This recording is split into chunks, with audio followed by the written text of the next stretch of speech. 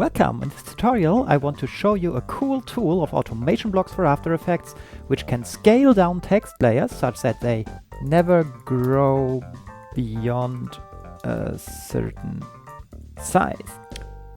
So if we want to scale this text here, all we need to do is we need to select it, and then we run in the community library you find under rigs and presets text this scale selected text to not grow beyond current size.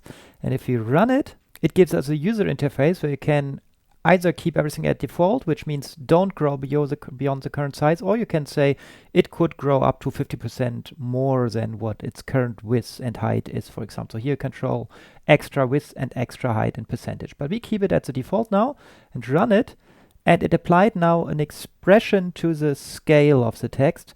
And if we now enter here a longer text, you can see it scales it down automatically.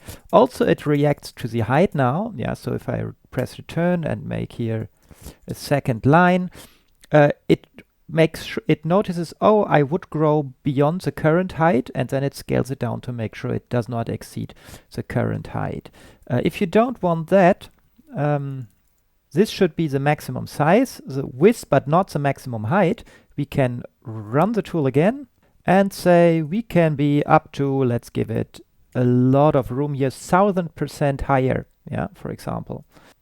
Oh, and now you saw this scale jump, and this is because it measured the size wrongly if you run it again when the expression is still active. So we better disable the current expression and run it again. Allow 1000% in extra size, height, and now if we grow it here, it scales down. But if we enter a next line and one more, etc., you can see it's not scaling down anymore because we allowed it to have extra height. Okay, that's it for this tutorial. Little quick extra tip if you want to create more complex automatic layouts. My other tool, Pins and Boxes, is super useful for this. So if you don't know it yet, please check it out.